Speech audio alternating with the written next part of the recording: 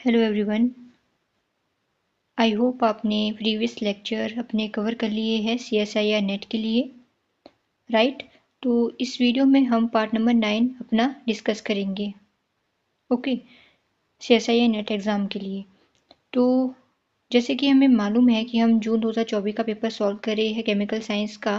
तो इसमें जो आपके पास क्वेश्चन आया था पार्ट सी की हम अभी डिस्कशन कर रहे हैं, ठीक है। Part A and part B हमने अपने ऑलमोस्ट कवर कर लिए थे जो उसके क्वेश्चंस थे। तो पार्ट सी में आपको हमने पहले भी बात की थी कि हमारे पास मैच द कॉलम एंड जो स्प्लिटिंग वाले क्वेश्चंस देखने को मिलते हैं, ठीक है। इंक्रीजिंग एंड डिक्रीजिंग ऑर्डर से क्वेश्चन मिलते हैं, मैच द कॉलम हो गया। तो इसके रिगार्डिंग आपके पास क्वेश्चन रहते हैं। तो उसी प्रकार से यहाँ पे भी एक क्वेश्चन पूछा गया था कि जो रिएक्शन है वाइट फॉस्फोरस का विद सल्फर, तो ये देता है आपके पास मिक्सचर ऑफ प्रोडक्ट। कौन कौन से प्रोडक्ट दिए इसने? ए बी सी, ठीक है, जो यहाँ पर गिवन है A B and C, right. तो आप अगर इन डायग्राम्स को अच्छे से देखेंगे तो आपको यहाँ पे क्या देखने को मिल रहा है? पहला तो केमिकल शिफ्ट का जो फिनोमिना है वो भी हो गया।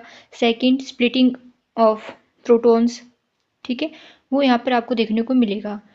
तो ये जो हमने यहाँ पे स्प्लिटिंग पैटर्न यहाँ पे शो किए हैं, ये किसके बीच का है? ये है आपके पास जो फॉस्फोरस एंड सल्फर का मिक्सचर हम बनाएंगे। फॉस्फोरस प्लस सल्फर की मिक्सचर हमारे पास क्या क्या बनेंगे? A B and C, right.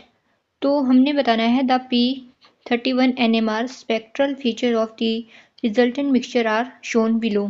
तो हमें मालूम है कि ये इसके रिजल्ट दिए गए हैं, ठीक है। तो क्वेश्चन हमें समझ में आ गया है। और अगर हम इसकी ऑप्शंस देखें तो ऑप्शंस में आपके पास यहाँ पे P4S3, P4S10 एंड P4S7 करके तीन चीज़ें यहाँ पे देखने को मिल रही है। कौन कौन सी है वो? P4S3 हो गया, ठीक है, P4S10, P4S7। तो इन तीनों को देखते हुए आपको क्या समझ में आया? अब आप क्वेश्चन कर सकते हैं कि यहाँ पर तो ए बी सी से हमने बताना था कि इसका जो स्पेक्ट्रा है वो कैसे आ रहा है। तो ए बी सी यहाँ पर क्या है आपके पास? ए बी सी में आपके पास आ जाएगा जैसे P4S3 ए हो गया, बी सी, इस टाइप से हम इसको करेंगे। मीन्स हमने क्या किया? सबसे पहले तो हमने फॉस्फोरस एंड सल्फर का मिक्सचर किया, ठीक है। मिक्सचर ऑफ प्रोडक्ट की यहाँ पे बात की गई थी है, मीन्स फॉस्फोरस एंड इसके सल्फाइड्स हमने यहाँ पे लिए हैं एंड इनको आइडेंटिफाई किया through its unique splitting pattern in NMR spectroscopy के थ्रू, राइट। तो हमें पता चल गया है कि हमने ए को माना। क्या माना हमने? ए को। हमने ए लिया आपके पास।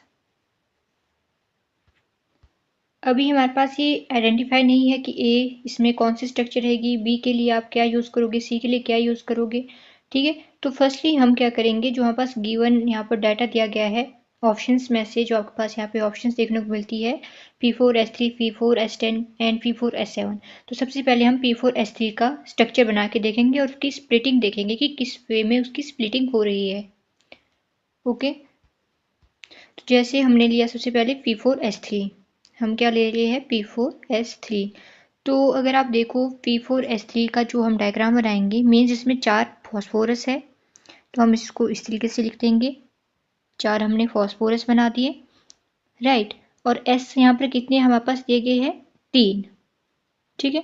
तो 3 S है, हम उसको इस तरीके से यहाँ पर इसका डायग्राम बनाएंगे, यहाँ पर इसमें इस वे में, ठीक है। तो ये होता है P4S3 का डायग्राम। अब हम क्या करेंगे? अब हमने करना है, हमने इसको डिनोट करना है PA से, PB से, PC एंड PD, ताकि हमें कोई कंफ्यूजन ना हो, ठीक है। तो आप देखिए जो हमने यहाँ पे बात की कि हमने इसको स्प्लिट कर दिया, हमने इसका डायग्राम बना दिया। तो यहाँ पर जो PB, PC एंड जो PD है, ठीक है, वो आपके पास एक सिमिलर नेचर दे रहे हैं। मीन्स ये एक सिमिलर एनवायरनमेंट बना रही है, जिसकी वजह से हमारे पास डबलेट देखने को मिलती है PA में, ठीक है। PA में डबलेट देखने को मिलती है एंड PA के पास अपना एक क्या है? डिफरेंट एनवायरनमेंट है। PA का क्या है? डिफरेंट एनवायरनमेंट है। यहाँ पर आप देखिए तो PA अपना अलग ही एनवायरनमेंट बना रहा है और ये जो है ये सिमिलर एनवायरनमेंट क्रिएट कर रहे हैं। इसकी वजह से जो P है वो हमारे पास क्या देगा, क्वार्टेट मीन्स 4। ठीक है, 4 या 5 से आपकी इसमें स्प्लिटिंग देखने को मिलेगी due to PB, PC and PD के अकॉर्डिंग। तो अभी हमने इसका डायग्राम देखा जो कि मैंने यहाँ पे भी बनाया था। ठीक है, इस वे में इसका डायग्राम था, राइट। तो आप यहाँ पे देखिए PA का अलग एनवायरनमेंट था और ये बना रहा है हमारे पास क्या, क्वार्टेट।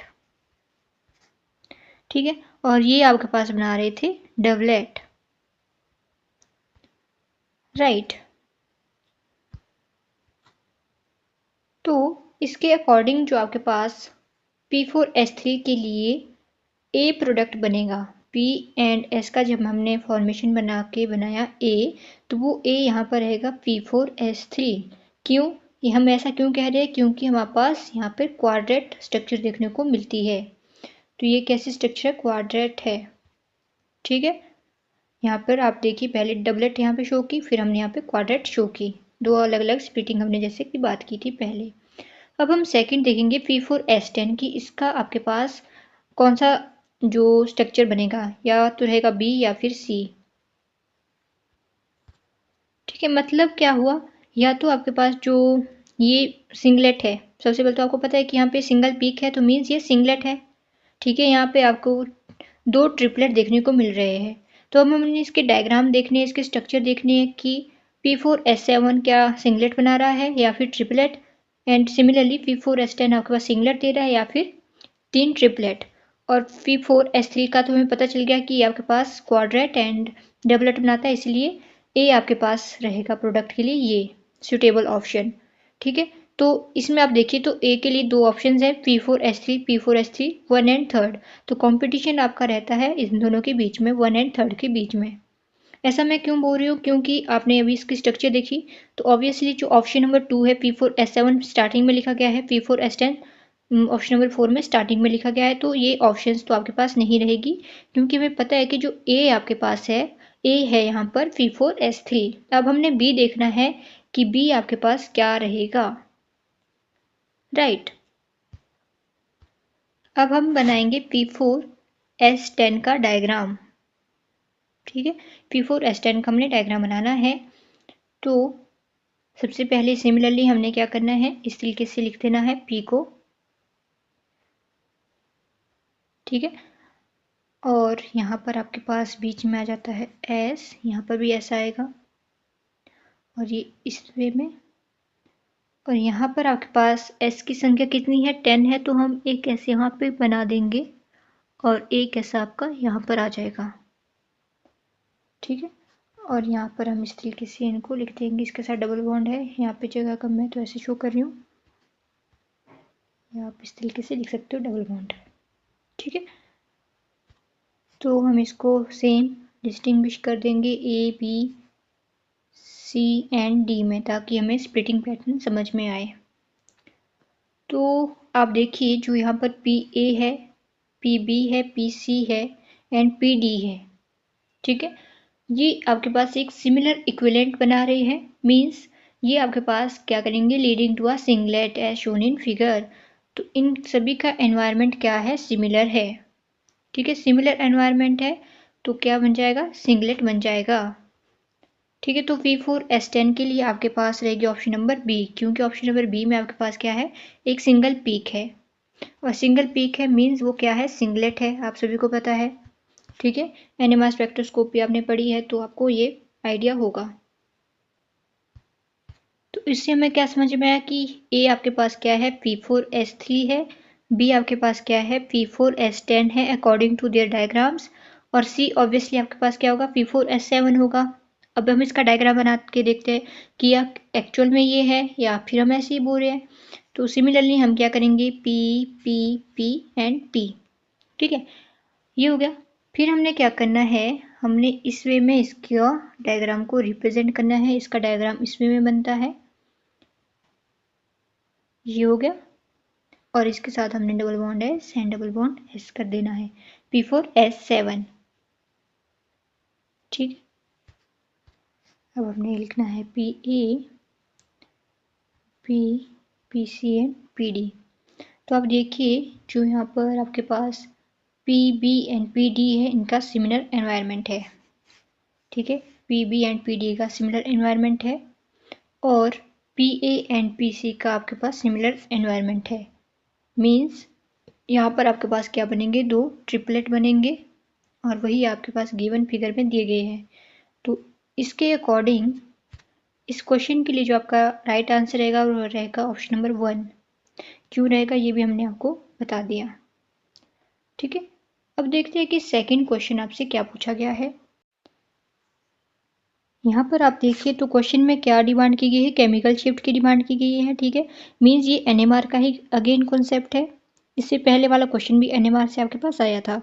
ठीक है, तो क्वेश्चन को पहले रीड करते हैं कि क्वेश्चन में आपको क्या पूछा गया है। तो क्वेश्चन कहता है the chemical shifts of CH3 and CH2 protons in a molecule are 1.15 and 3.35 ppm respectively.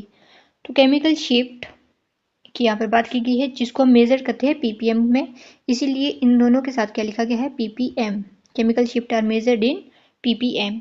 तो CH3 की यहाँ पर केमिकल शिफ्ट की बात की गई तो वो है 1.15 ppm एंड CH2 प्रोटॉन की केमिकल शिफ्ट आपके पास क्या है, 3.35 ppm। ओके, ये आपके पास दिया गया है गिवन स्टेटमेंट में। और अब यहाँ पे बात की गई है when the magnetic field is 2T। तो जब आपके पास मैग्नेटिक फील्ड 2 टेस्ला होगा, T स्टैंड फॉर टेस्ला, यहाँ पर the absolute difference between the local magnetic field in T for this 2 proton is. तो एब्सोल्यूट डिफरेंस हमने बताना है लोकल मैग्नेटिक फील्ड का इन दोनों प्रोटॉन के बीच में। ठीक है, तो हमने एब्सोल्यूट डिफरेंस यहाँ पे बताना है। तो हम वो कैसे बताएंगे, हम लिखेंगे एब्सोल्यूट डिफरेंस के लिए delta B is equal to B CH2 minus B CH3 according to the formula. तो वो फॉर्मूला क्या है, सबसे पहले तो हम उसको समझेंगे और उसके बेसिस पे हमने एब्सोल्यूट डिफरेंस निकालना है इन दोनों प्रोटॉन्स के बीच में। ठीक है, और यहाँ पर 4 ऑप्शन है, हमने देखना है कि किससे आपका पास ऑप्शन सुटेबल रहेगा। तो आपका जो रिलेशनशिप बिटवीन होता है local magnetic field and the chemical shift के बीच, हम यहाँ पे बात कर रहे हैं किसकी, लोकल मैग्नेटिक फील्ड और केमिकल शिफ्ट के बीच के डिफरेंस की। ठीक है, तो इन दोनों के डिफरेंस के लिए जो फॉर्मूला यूज़ करते हैं हम, पहले तो जो लोकल मैग्नेटिक फील्ड है इसे हम B लोकल करके स्टैंड करते हैं। इसको रिप्रेजेंट करने का वे है ये B लोकल। ठीक है, हम यहाँ पे क्या लिख रहे हैं, फॉर्मूला लिख रहे हैं किसके लिए, local magnetic field and chemical shift के जो रिलेशन है उसको डिफाइन करने के लिए। और केमिकल शिफ्ट को हम इस तरीके से डिनोट करते हैं। ठीक है, डेल्टा की फॉर्म में। तो ये हो गया B local is equal to delta into B naught. Okay, तो यहाँ पर जो आप देख रहे हैं B0 जो हमने लिखा है, B नॉट जो हमने लिखा है, इसको हम कहते हैं मैग्नेटिक फील्ड। ठीक है, ये क्या है आपके पास, मैग्नेटिक फील्ड है। मैग्नेटिक फील्ड हमारे पास गिवन कितनी है, 2 टेस्ला दी गई है। मैग्नेटिक फील्ड 2 टेस्ला है, ये हम आपको क्वेश्चन में गिवन दिया गया है। ठीक है, तो इसी के बेसिस पे हम इस क्वेश्चन को आगे फर्दर सॉल्व करेंगे।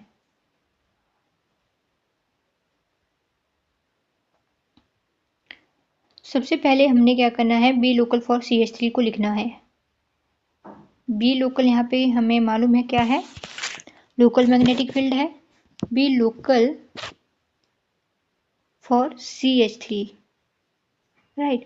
तो हमने इसको लिखना है 1.15 ppm as given in the question.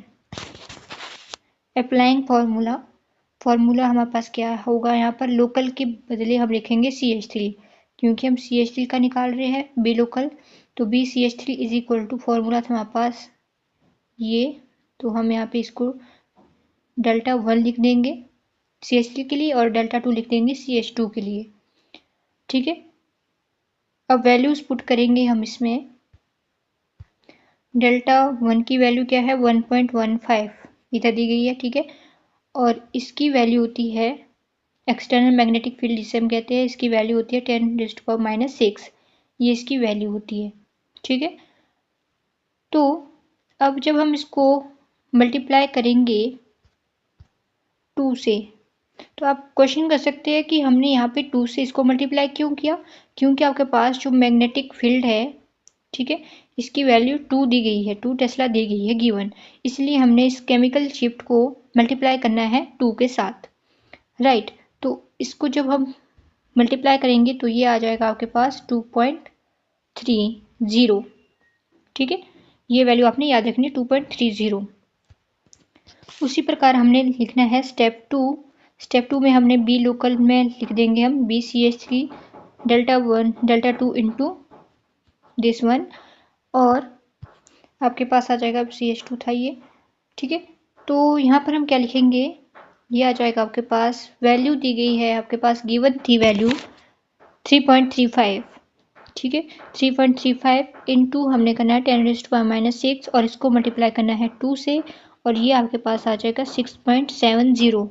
तो पहली जो आपके पास स्टेप 1 में वैल्यू आई थी वो 2.3, और सेकंड में आपके पास वैल्यू आ गई 6.7 जब हमने इसको सॉल्व किया, ठीक है। तो हमने क्या निकालना था, एब्सोल्यूट डिफरेंस निकालना था। तो हमने पहली बात की थी absolute difference between the 2 proton को हम इस तरीके से निकालते हैं। तो हम इसमें कर देंगे BCH2 माइनस BCH3। तो आपको वैल्यूज पता है, CH2 की वैल्यू थी 6.7 इंटू 10⁻⁻6, माइनस करेंगे हम इसको 2.3 इंटू 10⁻⁻6 से। तो जब हम इनको माइनस करते हैं तो ये आ जाता है 4.4 इंटू 10⁻⁻6 टेस्ला, ठीक है। ये आपके पास इधर हमने इसका आंसर निकाला। अब देखते हैं कि ऑप्शन में क्या आपके पास इस टाइप के कोई ऑप्शन मिल रही है। सॉल्व करने के बाद हमने देखा 4.4 इंटू 10⁻⁻6 टेस्ला था, तो 4.4 इंटू 10⁻⁻6 ऑप्शन नंबर 3, और यही इसका राइट आंसर भी है, 4.4 इंटू 10⁻⁻6, ठीक है। तो ये हमने सॉल्व करके देखा और हमारे पास राइट आंसर आ गया। ओके, नेक्स्ट क्वेश्चन है, exposing CrO3 to hydrogen chloride gas give a red vapor of compound P. When P is passed through a dilute solution of NaOH, it turns yellow due to the formation of complex sign Q. Adding acidified H2O2 to a solution of Q result in a dark blue compound R. तो ये statement दी गई है, statement में क्या बात की गई है, इन्होंने कुछ नहीं बोला है। इन्होंने बोला कि हमने एक्सपोजर किया CrO3 का, ठीक है, HCl गैस के साथ, और इसके बाद आपके पास क्या बन जाएगा, ये बनेगा CrO2Cl2, ठीक है। और मतलब ये P प्रोडक्ट बना रहा है, जो कि कैसा कलर है इसका, रेड कलर है, इसका कलर कैसा है, रेड है, ठीक है। ये हमने एरो लगा दिया रेड कलर के लिए ताकि ध्यान रहे। उसके बाद जब आपके पास ये बन गया, इसके साथ और क्या बनेगा, वाटर भी बनेगा ऑब्वियसली, ठीक है। तो वाटर भी आपने लिख देना है। उसके बाद क्या बात की इन्होंने कि जो आपके पास P है वो पास करेगा through dilute solution of NaOH, ठीक है। P में हमारे पास क्या आ जाएगा, NaOH हम यहाँ पर ऐड कर देंगे, तो आपके पास बन जाएगा एक येलो कॉम्प्लेक्स फॉर्मेशन। तो अगर हम इसको सॉल्व करें आगे तो ये बनता है आपके पास Na2CrO4, और ये प्रोडक्ट बना दिया Q, ठीक है। ये Q बन गया और इसका कलर कैसा है, येलो, तो हमने इस वे में इसको डिनोट कर दिया कि येलो कलर है, ठीक है। और उन्होंने क्या बात की कि ये जो Q है इसमें हम एसिडिफाइड H2O2 ऐड करेंगे और आपके पास एक dark blue coloured compound R बन जाएगा। अब हमने क्या बोला इन्होंने कि हमने इसमें एसिडिफाइड H2O2 ऐड करना है। इसको ऐड करेंगे तो आपके पास क्या बन जाएगा, ये आ जाएगा CrO2 एंड 2 नेगेटिव, और इसका कलर क्या कहा, डार्क ब्लू, मीन्स ये ब्लू कलर बनाएगा, यही वाला कलर, ठीक है। ओके, तो हमने इसकी पूरी स्टेटमेंट समझ ली। क्या क्या स्टेटमेंट कही गई थी, exposing CrO3 to the hydrogen chloride, जो कि हमने एक्सपोज करके देखा। और उसके बाद आपके पास बन गया एक रेड कलर का कंपाउंड P, जो हमने यहाँ पे शो किया है। उसके बाद हमने इसमें NaOH ऐड किया और आपके पास बन गया एक येलो कलर का कंपाउंड Q, जो कि आपके पास ये था। फिर हमने इसमें H2O2 ऐड किया और आपके पास बन गया प्रोडक्ट डार्क ब्लू कलर का कंपाउंड R। ठीक है, हमने इसको R नहीं लिखा था तो ये R हो गया, ये हो गया। तो क्वेश्चन एक्चुअल में जो क्वेश्चन अराइज होगा वो है ये, the option containing the correct structure of P Q R respectively is. तो हमने बताना है कि करेक्ट स्टेटमेंट क्या है P Q एंड R के लिए। ठीक है, तो जब हमने इन स्ट्रक्चर्स को यहाँ पर देखा, ये आपके पास स्ट्रक्चर है 1 2 3 4। ठीक है, तो अब देखिए सबसे पहले आपके पास क्या बना था, CrO2 Cl2 बना था। ठीक है, P में। तो हम देखेंगे ये आपके पास है यहाँ पर CrO2 Cl2, जो कि यहाँ से एक्यूरेट बैठ रहा है। ठीक है, और सेकंड हमारे पास क्या बना था, सेकंड हमने बनाया था CrO4। हम यही लेंगे CrO4, क्योंकि इस डायग्राम इसी वे में दिए गए हैं तो हम यही लास्ट की डिजिट देखेंगे। CrO4 है तो ऑब्वियसली CrO4, यहाँ पर देखिए CrO4 बन रहा है, CrO4। ठीक है, और लास्टली आपके पास क्या बनता है, CrO5। ठीक है, जो कि आपके पास यहाँ पे गिवन है, CrO5 यहाँ पे दिया गया है। ठीक है, तो हमने पूरा क्वेश्चन पढ़ा, क्वेश्चन को समझा, तो आपको इसका जो राइट आंसर है वो पता चल गया है कि ऑप्शन नंबर आपके पास रहेगा यहाँ पे राइट ऑप्शन 4। ठीक है, तो हमने ये सॉल्व करके देखा और उसके रिजल्ट में हमने इन ऑप्शंस को मैच करके देखा है। राइट, तो ऑप्शन नंबर 4 इस क्वेश्चन के लिए ट्रू रहेगी। नेक्स्ट क्वेश्चन है, major product found in the following reaction is. तो ये तो बहुत ही इजी क्वेश्चन है, क्यों, क्योंकि यहाँ पे gruff second generation catalyst use किया गया है और ये क्या कंटेन करता है, रुथेनियम मेटल कार्बिन कॉम्प्लेक्स को बनाता है, जो कि ऑफनली यूज किया जाता है मेटाथीसिस रिएक्शन में। जैसे आपके पास RCM रिएक्शंस हो गए या फिर क्रॉस मेटाथीसिस हो गए। ठीक है, तो this reaction create new carbon carbon double bond by exchanging alkene fragment between the molecules. Means इसमें क्या होता है, आपके पास एल्कीन की फॉर्मेशन होगी, एल्कीन ये बनाएगा। ठीक है, न्यू कार्बन कार्बन की फॉर्मेशन होगी एल्कीन बॉन्ड के बीच में। ठीक है, ये आपके पास यहाँ पर रिएक्टेंट है और जो आपके पास राइट प्रोडक्ट बनेगा वो आपने ऑप्शन में से देखना है। तो फर्स्टली तो आपने देखना है कि इस टाइप का आपके पास एल्कीन कहाँ बन रही है और उसके बीच डबल एक आपके पास कार्बन कार्बन न्यू बॉन्ड की फॉर्मेशन होनी चाहिए। तो फर्स्ट अगर आप देखिए तो कार्बन कार्बन तो यहाँ पर बन रहा है बट एल्कीन नहीं है। ठीक है, एल्कीन नहीं है। राइट,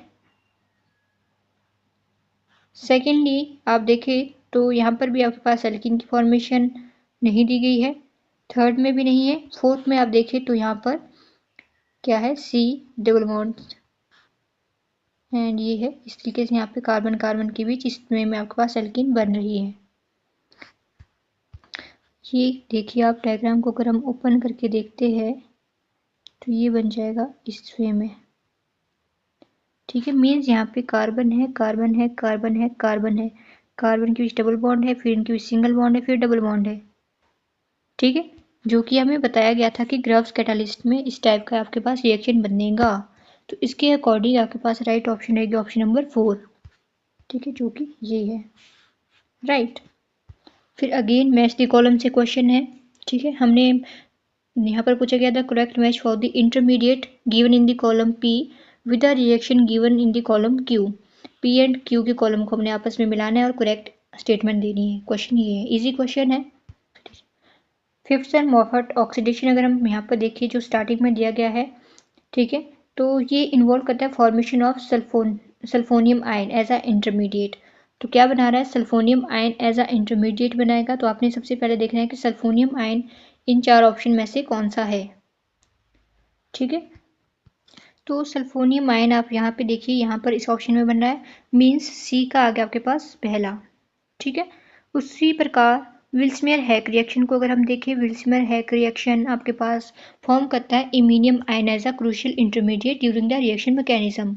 मीन्स आपके पास ये क्या बनाएगा, इमीनियम आयन बनाएगा विल्समेयर हैक रिएक्शन। सो इसका रह जाएगा ये, क्योंकि अमीनियम आयन यही आपके पास फॉर्म हो रहा है। थर्ड है रिटर रिएक्शन। रिटर रिएक्शन आपके पास इन्वॉल्व करता है nitrilium ion as the reactive intermediate. ठीक है, तो मीन्स ये क्या बनाएगा आपके पास, नाइट्रिलियम आयन बनाएगा। और नाइट्रिलियम आयन आप देखें तो यहाँ पर दिया गया है। ठीक है, इसके लिए डी आपके पास राइट स्टेटमेंट बचेगी। फिर बचता है स्वर्ण ऑक्सीडेशन। तो स्वर्ण ऑक्सीडेशन में आपके पास डाइमिथाइल सल्फोक्सिनियम आयन एज अ की इंटरमीडिएट बनता है। मीन्स क्या बनेगा आपके पास, ये डाइमिथाइल सल्फोनियम आयन। तो ये हो गया लास्ट के लिए। तो अगर हम इसको देखें तो राइट जो स्टेटमेंट बनेगा वो कुछ इस प्रकार होगा, ए का आ जाएगा आपके पास 4, बी का है 2, सी का है 1 एंड डी का है 3। ए का हो गया आपके पास 4, बी का 2, सी का है 1 एंड डी का है 3। तो देखते हैं क्या ऑप्शन में इस टाइप की कोई ऑप्शन आपसे मैच कर रही है। तो अगर हम देखें ए का 4, फोर्थ ऑप्शन अगर आप देखें ए का 4 है एंड बी का सेकंड है, सी का 1 है एंड डी का 3 है। तो या आपके पास जो राइट ऑप्शन रहेगी वो रहेगी ऑप्शन नंबर 4, दिस वन। ठीक है, तो ये आपके पास राइट ऑप्शन है इस क्वेश्चन के लिए। नेक्स्ट क्वेश्चन है the correct order of the rate of the following rearrangement that involves, यहाँ पर मिसप्रिंट हुआ है तो ये है 3। ठीक है, तो इसमें कंफ्यूजन होना, दैट इन्वॉल्व 3 मेंबर्ड इंटरमीडिएट। तो हमने correct order of the rate of the following rearrangement देना है, इसलिए आपके पास एक रीअरेंजमेंट है तो इसका करेक्ट ऑर्डर देना है, जो यहाँ पर आपके पास 3 मेंबर इंटरमीडिएट यूज़ किए गए हैं। तो कौन कौन से हैं, वो है PQR। ठीक है, और यहाँ पर आप जो देखिए X यहाँ पर CH2 डबल बॉन्ड CH2 है, CH डबल बॉन्ड CH2 है, फिर Me3CCO नेगेटिव है, फिर C ट्रिपल बॉन्ड N है। ठीक है, X की वैल्यू ये दी गई है, राइट। तो अगर हम रेट ऑफ रीअरेंजमेंट की बात करें तो वो डिपेंड करता है कि स्टेबिलिटी क्या है फ्री रेडिकल की जब वो फॉर्म्ड हो रही है ड्यूरिंग द रिएक्शन। ठीक है, तो रेट ऑफ रिएक्शन डिपेंड करेगा स्टेबिलिटी के ऊपर। तो जैसे कि आपके पास यहाँ पर दिया गया है given CH double bond CH2, इस टाइप का आपके पास कंपाउंड है पहला P जो हमने यूज़ किया। ठीक है, तो ये स्टेबलाइज करता है फ्री रेडिकल थ्रू रेजोनेंस। कहाँ से ये स्टेबलाइज करेगा, रेजोनेंस के थ्रू, इसलिए ये मोस्ट फेवरेबल होता है फॉर द रीअरेंजमेंट। सेकेंड अगर आप यहाँ पे देखें Me3CO नेगेटिव, तो ये मॉडरेट स्टेबलाइजेशन प्रोवाइड करता है through the electron withdrawal and inductive effects but less effective than resonance stabilisation. ठीक है, तो रेजोनेंस से ज़्यादा ये मोस्ट फेवरेबल नहीं होगा। उसी प्रकार अगर हम लास्ट ऑप्शन देखें C ट्रिपल बॉन्ड N वाली, तो इसमें स्ट्रॉन्ग इलेक्ट्रॉन विड्रॉइंग ग्रुप है, means destabilising the radical and making the rearrangement slower. तो सबसे ज़्यादा कम इसकी देखने को मिलती है कि यहाँ पर स्लोअर प्रोसेस होगी R की। ठीक है, तो इसके अकॉर्डिंग तो हमारे पास ये आना चाहिए P is Q and Q is greater than R। ठीक है, तो हमने देखना है कि इस टाइप का आपके पास कोई रीअरेंजमेंट का ऑर्डर दिया गया है गिवन ऑप्शन में से या नहीं। तो आप यहाँ पे देख सकते हैं option number 1 P is greater than Q and Q is greater than R यहाँ पर गिवन है, जो कि हमने स्टेबलाइजेशन के ऊपर एक्सप्लेन किया कि जो आपके पास फ्री रेडिकल अरेंजमेंट होती है उसका जो रेट है वो डिपेंड करेगा कि स्टेबिलिटी कितनी है फ्री रेडिकल की जब वो फॉर्म हो रही है ड्यूरिंग द रिएक्शन। तो जैसे हमने देखा CH2 डबल बॉन्ड CH2 के केस में तो ये स्टेबलाइज होता है थ्रू द रेजोनेंस, इसलिए इसको हम मोस्ट फेवरेबल मानते हैं फॉर द रीअरेंजमेंट। और MeCCO नेगेटिव जो आपके पास सेकंड है वो मॉडरेट स्टेबलाइजेशन देता है और जो लास्ट है वो सबसे लोअर देता है, इसीलिए इसका करेक्ट ऑर्डर हम इसको बता रहे हैं। नेक्स्ट क्वेश्चन है the mean activity coefficient of 0.1 m aqueous solution of CdCl2 at 298 Kelvin and 1 bar is 0.228. Under this condition the potential of this cell, तो यहाँ पर आपके पास पोटेंशियल से रिलेटेड जो क्वेश्चन है, तो गिवन इलेक्ट्रोकेमिकल सेल इन्वॉल्व करता है कैडमियम एवं सिल्वर इलेक्ट्रोड को विथ देयर रिस्पेक्टिव सॉल्ट से। ठीक है, तो पोटेंशियल ऑफ द सेल आपको पता है कैलकुलेट किया जाता है बाय यूजिंग द नर्नेस्ट इक्वेशन। तो नर्नेस्ट इक्वेशन का यूज होगा इस को सॉल्व करने के लिए। ठीक है, तो इसमें हम फॉर्मूला यूज करते हैं, कौन सा फॉर्मूला यूज करेंगे, E is equal to E naught minus log of Q. ठीक है, अगर हम इसको सॉल्व करें तो आपके पास गिवन था 0.22, कैडमियम की वैल्यू जो दी गई थी 0.228, तो हमने इसको 0.22 मान दिया। ठीक है, और आपके पास एक और दी गई थी वैल्यू, वो कितनी थी, माइनस करेंगे हम इसको माइनस 0.40 वोल्ट से, और ये आपके पास बन जाएगा 0.62। ठीक है, फिर हमने इसमें अप्लाई करनी है नर्नेस्ट इक्वेशन, तो नर्नेस्ट इक्वेशन अप्लाई करेंगे तो E इज इक्वल टू 0.62 आ जाएगा प्लस 0.03 इंटू 4.37, और ये आ जाएगा 0.2 प्लस 0.1311 मीन्स ये आ जाएगा 0.75 वोल्ट। ठीक है, तो ये इसका राइट आंसर रहेगा। तो ये न्यूमेरिकल टाइप क्वेश्चन है। ठीक है, जितना मुझे समझ में आया था मैंने आपको बता दिया। अगर आपको ये क्वेश्चन अच्छे से एक्सप्लेन करना आता है तो आपने कमेंट सेक्शन में लिख देना है। ठीक है, तो ये एज अ असाइनमेंट आपके लिए रहा कि आपने इस क्वेश्चन को सॉल्व करना है, राइट। तो इसके अकॉर्डिंग आपके पास जो राइट ऑप्शन रहेगी वो रहेगी ऑप्शन नंबर 1, 0.75 वोल्ट। तो आज के लिए बस इतना ही। Thanks for watching.